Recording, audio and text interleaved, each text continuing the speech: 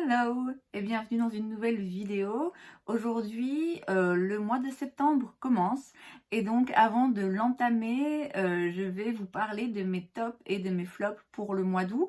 Et donc je vais passer en revue quelques produits qui n'ont pas trop marché pour moi ces dernières semaines et d'autres que j'ai adorés. Donc c'est parti. Alors le premier produit dont je vais vous parler, je dois être honnête, c'est un peu une erreur de ma part en fait.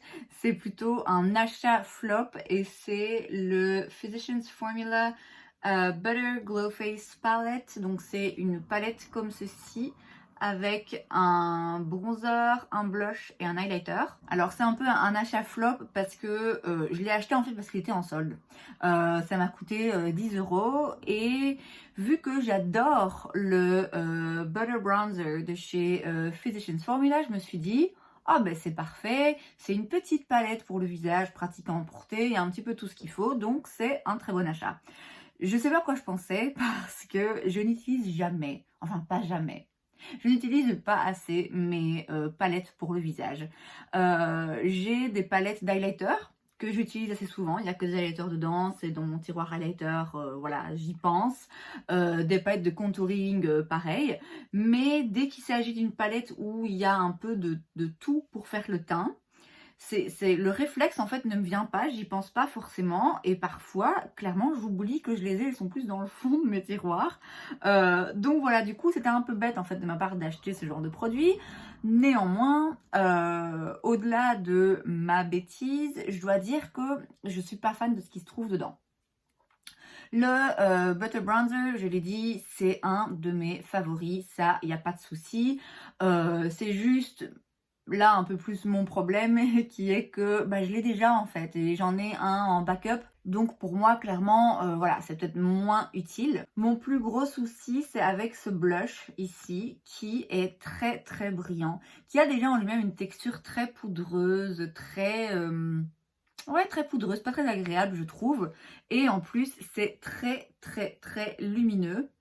Alors, c'est joli hein, comme ça, mais je trouve que pour moi, en tout cas, pour mes goûts en blush, ça va pas. C'est un petit peu trop. C'est juste vraiment trop brillant et pas d'une jolie façon, en fait. Ensuite, l'highlighter. J'ai pareil au niveau de la texture, je le trouve assez poudreux. Il est très joli quand on le regarde comme ça, mais je sais pas, j'ai pas un coup de cœur. Je trouve qu'en termes de texture, une nouvelle fois, j'ai un peu plus de mal à le travailler. Je trouve que ça donne pas un joli reflet sur la peau et voilà, c'est juste pas hyper flatteur. Alors c'est pas en soi une mauvaise palette. C'est juste que y a une couleur dedans que j'aime pas du tout, l'autre qui est bof bof et l'autre que j'adore mais que j'ai déjà. Donc bah ouais, c'est pas l'achat du siècle. On a ensuite le Light Shifter Teint Illuminateur de chez Becca. J'ai fait, bon c'est en anglais uniquement, mais j'ai fait une vidéo reviewing the reviews, qui est un concept que j'ai déjà fait 2-3 fois je pense sur cette chaîne, que je referai bientôt je pense, et du coup que je ferai également en français. Et en fait dans cette vidéo, je passe en revue quelques avis que je trouve en ligne sur un produit en particulier, et puis je donne mon opinion à moi, j'essaie de voir un petit peu, tiens, est-ce qu'il y a des gens qui pensent la même chose ou pas. Alors, ce produit, il y avait des bonnes revues, des vraiment bonnes revues. Moi, je ne l'ai pas du tout aimé. Et en fait, le jour où j'ai tourné cette vidéo, c'était pas du tout prévu que je le fasse. J'avais essayé ce produit que je venais d'acheter. Et en fait, dès que je l'ai mis, je me suis dit, wow, c'est quoi? C'est quoi ce truc? Je ressemblais à une boule de disco. C'était juste impossible. Je vous laisse aller voir la vidéo, même si vous la comprenez pas. Juste cliquez, allez voir les quelques premières secondes. Vous allez voir mon visage. Vous allez vite comprendre que c'est pas juste lumineux, frais, c'est brillant, c'est vraiment, vraiment très brillant. Alors comme je l'ai dit, il y a des gens chez qui ça a fonctionné, il y a d'autres personnes qui étaient du même avis que moi, qui étaient c'est juste trop en fait, c'est pas mettable sur l'entièreté du visage. Il faut savoir quand même que j'ai une peau on va dire mixte à tendance grasse parfois, donc c'est vrai que ce produit a priori n'est pas fait pour moi, je l'admets. Néanmoins, je trouve quand même que même si vous avez la peau plutôt sèche et que vous êtes en recherche de produits lumineux comme ça qui viennent vraiment ouais, illuminer le teint, j'ai quand même l'impression que c'est tout de même trop brillant pour mettre sur l'entièreté du visage. J'ai l'impression que quelqu'un qui a des zones de sécheresse, ça va juste les amplifier. Alors, je l'utilise encore, je suis têtue, hein, et j'aime pas acheter des produits et pas m'en servir. Je suis incapable de toute façon de jeter vraiment du maquillage, donc j'ai trouvé une façon de l'utiliser qui me convient, et en fait je le mélange à d'autres fonds de teint. Je dois dire que ces derniers temps, j'ai adoré faire des mélanges de fonds de teint, voilà, c'est ma petite popote, j'aime bien ça. Et ça, c'est vrai que j'ai assez bien aimé de le mélanger avec des fonds de teint à fini un petit peu plus mat, des fonds de teint un petit peu plus asséchants pour un petit peu apporter une touche de lumière. Néanmoins, la raison pour laquelle je décide de laisser ce produit dans mes flops, c'est parce que d'une part, comme je l'ai dit, si vous l'utilisez comme vous êtes censé l'utiliser sur tout le visage en base de teint, en fond de teint, je trouve que ça va vraiment pas. Et en plus, j'ai vraiment eu une réaction immédiate en fait quand j'ai appliqué ce produit, où tout de suite je me suis dit wow, là ça va pas du tout, et c'est rare en fait que ça m'arrive, donc j'estime que pour ce fait là uniquement ça valait la peine d'en parler aujourd'hui. J'ai ensuite le Hydrating Longwear Foundation de chez Fenty, donc c'est le fond de teint hydratant.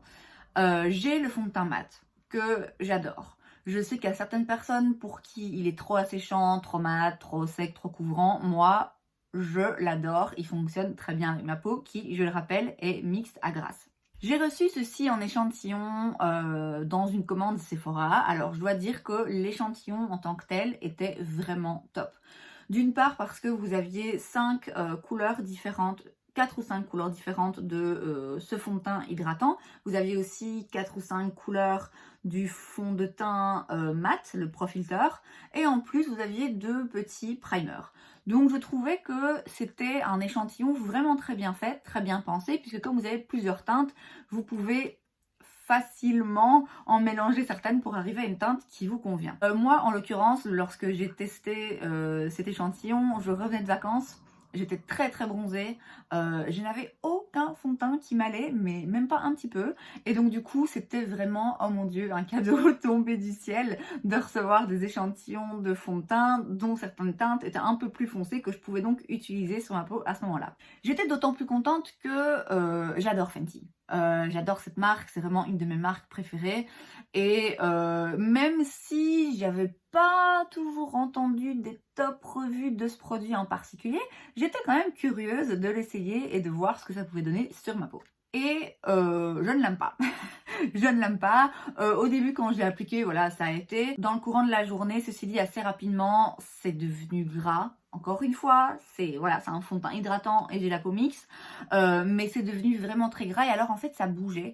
Le fond de teint tenait pas vraiment en place. Le fond de teint avait un fini... oui, vraiment qui sèche pas et du coup qui bouge beaucoup. Et en plus, il a pas... je trouve qu'il n'a pas un fini agréable et on le sent vraiment, j'ai l'impression que je le sens toute la journée, que c'est assez lourd. Et oui, ma peau ressemblait vraiment plus à grand chose. Et le lendemain, en plus de ça, je pense que ma peau a un peu réagi et ça m'a donné quelques petits boutons. Donc clairement, voilà, pas ouf. Le résultat de manière générale, c'est pas le genre de fond de teint que j'apprécie. Encore une fois, hein, même si vous avez la peau sèche, je sais que j'ai vu certaines revues de youtubeuses qui ont une peau plutôt sèche, qui ont essayé ce produit et qui disaient aussi qu'il bougeait pas mal et que bah du coup c'était pas si bien que ça. Le produit suivant, ça me tue de le mettre dans les flops parce qu'en soi c'est un top. J'ai adoré le résultat, mais malheureusement ça m'a donné pas mal de boutons. Il s'agit du fluide teinté de Glowish, donc de chez Huda Beauty. J'ai la teinte 05 Medium. J'ai pas encore utilisé ça seul sur la peau. Du coup je redoute un peu le fait de le faire et de le tenter. A priori, tout comme le BK d'ailleurs, hein, c'est pas le genre de produit vraiment dont je raffole parce que je trouve que sur moi, c'est toujours un petit peu risqué que ça vire au gras et à la boule de disco, hein, comme ça a été le cas pour BK. Mais j'étais hyper curieuse, c'est un produit dont beaucoup de gens ont parlé, c'est un produit que Tati Westbrook a mentionné dans une de ses vidéos, elle a dit qu'elle l'adorait, rien que pour ça je me suis dit ok, il faut que j'essaye. Donc quand je l'ai eu en échantillon, j'étais encore une fois aux anges. Surtout que ce type d'échantillon, déjà je trouve qu'il y a une bonne quantité de produits, vous pouvez l'essayer plusieurs fois. Et en plus de ça, le fait qu'on puisse le refermer, bah ça fait que oui, en effet, vous pouvez l'utiliser à plusieurs occasions, contrairement à d'autres échantillons qui sont dans des petits paquets que vous devez couper pour ouvrir. Et bah, une fois que le produit est ouvert, bah, c'est pas vraiment recommandé de le réessayer plus tard. J'ai donc utilisé ce produit en le mélangeant à d'autres fonds de teint et j'ai adoré le résultat. J'ai fait ça avec 2 fonds de teint différents, il me semble. Et vraiment, à chaque fois, j'adorais le petit côté lumineux en plus que ça donnait à ma peau, sans pour autant virer dans le trop gras, dans le lourd, dans le hyper brillant. C'était vraiment très très joli. Le problème en fait, c'est que après l'avoir utilisé une première fois, le lendemain, j'ai eu beaucoup de boutons. Mais vraiment beaucoup.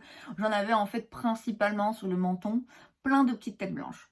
J'ai immédiatement pensé que c'était ce produit puisque c'était la seule chose différente que j'avais mis sur ma peau dans les jours précédents. Malgré tout, je l'ai réutilisé le lendemain ou 2 jours plus tard.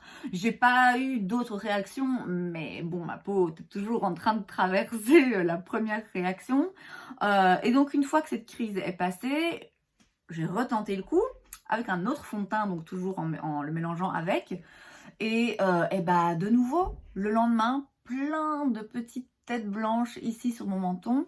Je pense que vous verrez plus grand chose, hein. C'est la fin là, j'en ai encore une petite ici. Mais du coup, oui, ça a vraiment provoqué une grosse réaction sur ma peau. C'est assez rare, hein, je dois avouer. Bon, j'ai une peau, voilà, je vais avoir des boutons de temps en temps, mais j'ai pas la peau sensible, j'ai pas la peau qui réagit quand j'utilise des nouveaux produits. De manière générale, elle supporte assez bien la nouveauté. Donc là, je suis vraiment déçue en fait. Je suis vraiment déçue parce que comme je l'ai dit, j'aime bien l'effet que ça fait.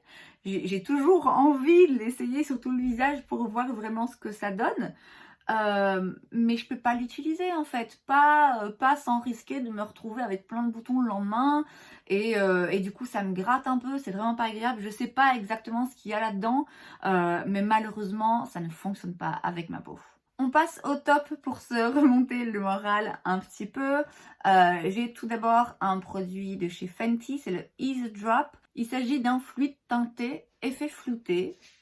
Et bah c'est ça, c'est un fluide teinté, effet flouté. Je vous l'ai dit de manière générale, les produits comme ça à faible couvrance, un peu voilà, soins teintés, ça me parle moins. Moi j'aime bien pouvoir couvrir mes imperfections et avoir vraiment une base plus couvrante. C'est pas ce que j'ai aujourd'hui sur ma peau puisque là j'ai un look qui nécessitait un fond de teint bien couvrant. Néanmoins, je voulais tester celui-ci parce que j'en ai entendu beaucoup de bien.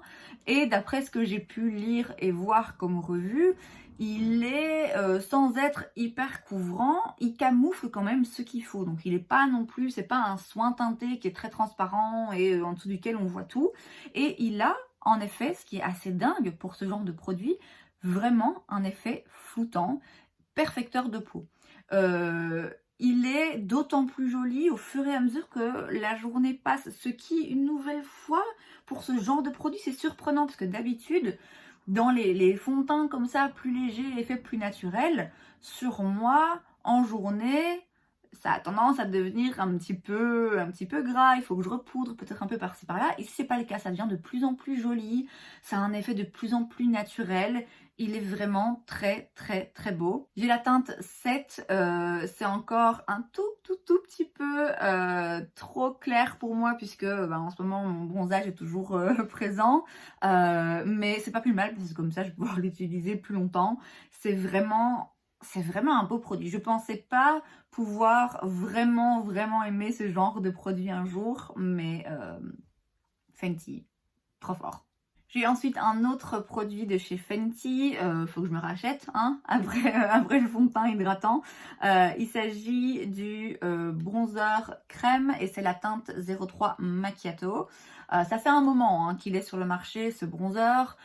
J'étais pas intéressée à la base parce que j'ai 2 bronzers poudre de chez Fenty que j'adore. Et j'ai quelques bronzers crème, mais c'est pas forcément mon truc préféré. Récemment, vous savez que les produits crème de manière générale font une entrée fracassante dans le monde du maquillage. Et donc c'est vrai que j'ai été un peu plus tentée de tester ce genre de produits et de me diversifier un peu en termes de formules que j'utilise. Celle-ci, j'en ai entendu beaucoup de bien et je confirme, elle est vraiment vraiment top. Alors le packaging, je peux pas dire que j'apprécie. C'est toujours la même chose hein, avec ce genre de produit. Malheureusement, ça devient vite dégueu. Il y a des poils de pinceau qui se coincent dedans. Enfin voilà, ça n'a pas l'air très propre vu comme ça. Néanmoins, je m'en fous parce que le produit est tellement bon que j'arrive à passer outre le côté un petit peu crado du packaging. La formule est vraiment top, elle est ni trop grasse ni trop sèche, elle va pas vous faire bouger le fond de teint que vous avez en dessous, c'est le bronzer que j'ai aujourd'hui. Elle est facile à travailler même si vous débutez avec les produits crème, c'est vraiment vraiment une top formule. La couleur est très bien pour moi en ce moment, elle se voit assez contrairement à d'autres bronzers qui pour le moment sont un peu trop clairs. Néanmoins, je sais que lorsque mon bronzage aura un petit peu fané, ça ira quand même parce que comme j'ai dit, elle se travaille facilement, elle s'estompe facilement et donc ça me donnera pas non plus une grosse ligne hyper foncée sur mon teint. C'est vraiment vraiment un très bon produit crème, je le recommande vivement. On passe ensuite à un produit pour sourcils, il s'agit du Brow Gel de chez Simple Beauty qui est transparent. Alors il est blanc, il devient transparent, mais il faut le travailler pour qu'il devienne transparent. Donc ça demande quand même... Ça demande un petit peu de travail, ça demande un petit peu d'effort, c'est pas le truc le plus facile à appliquer, c'est pas le produit à sourcils que vous mettez comme ça sans regarder et hop c'est bon vos sourcils sont faits, non. Ça demande vraiment un petit peu d'attraper le coup de main, mais une fois que vous l'avez, il est top. C'est ce que j'ai, pareil, hein, aujourd'hui dans mes sourcils. Aujourd'hui j'avoue je me suis un peu foirée parce que j'ai voulu l'utiliser après avoir fait mon fond de teint, mais j'ai oublié de bien nettoyer mes sourcils, du coup il y a un peu de résidus de fond de teint et de poudre, mais en dehors de ça, là c'était mon erreur, c'est vraiment un bon gel à sourcils qui va coller vos sourcils, ils ne vont plus bouger. C'est de la glu, d'ailleurs ça sent un mélange entre de la glu et de la peinture. C'est pas une odeur très agréable, c'est le genre d'odeur où dès que vous la sentez vous savez que ok les sourcils vont pas bouger de la journée, donc pour ça ça fait le job, ça fait ce que c'est censé faire. Simplement comme j'ai dit voilà, il faut un peu attraper le coup de main.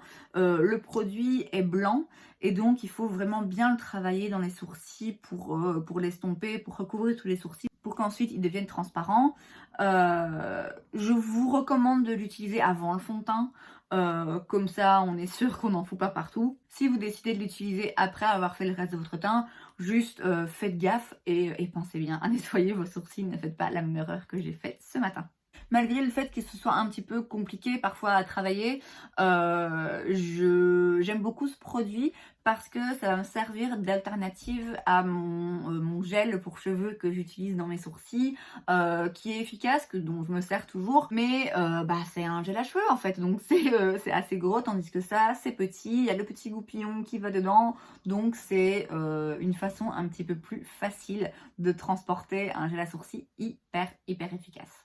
Et enfin, mon dernier top, c'est un top pour les palettes BH Cosmetics, en particulier cette série. Donc c'est la Travel Series, j'en ai 3, j'ai Puerto Rico, Hawaï et Paris.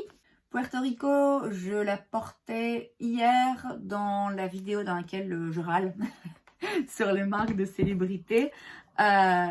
Hangin' in Hawaii, je ne l'ai pas encore utilisé. Il y a toujours le plastique dessus, mais je suis persuadée que je vais l'adorer.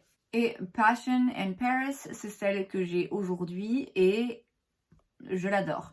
De manière générale, les formules dans ces palettes sont splendides. Les mats sont très pigmentés, mais ils s'estompent bien, ils sont pas difficiles à travailler. Les fards métalliques sont bien visibles, bien métalliques, ils reflètent bien la lumière, ils peuvent se travailler secs ou avec un petit peu de spray dessus. Il y a aussi des textures un petit peu plus pailletées comme celle-ci. Pour celle-là, je recommande quand même d'utiliser une glue ou alors un primer un peu collant, sinon ça a tendance à tomber un peu. C'est juste, les formulations de ces palettes sont juste magnifiques, il n'y a rien d'autre à dire. J'aime aussi beaucoup le format, je trouve que 16 teintes c'est pas trop peu, c'est vraiment juste assez. Il y a un bon équilibre entre les teintes mates, métalliques, pailletées. Et puis les couleurs, quoi, j'adore les couleurs. Quand je regarde cette palette, ça me donne envie de faire des dizaines de looks différents, des combinaisons de couleurs que je ne ferais pas d'habitude. Ça m'inspire vraiment beaucoup. Les palettes BH de manière générale, elles sont juste fantastiques. J'adore leurs fards. J'estime qu'on n'en parle pas assez. Elles sont pas assez mises en avant parce que vraiment, c'est des palettes fantastiques. Il y en a toute une série hein, dans ce même format et bah, je les veux toutes. Voilà, je les veux toutes. En plus, elles sont pas très chères. Donc, c'est vraiment juste... ça va être mon top de l'année, je pense. Et voilà, c'est donc tout pour cette vidéo. J'espère que vous l'avez appréciée. Si c'est le cas, n'hésitez pas à laisser un like. Vous pouvez aussi vous abonner à ma chaîne parce que c'est gratuit, donc pourquoi pas. Et moi, je vous revois la prochaine fois. Bye!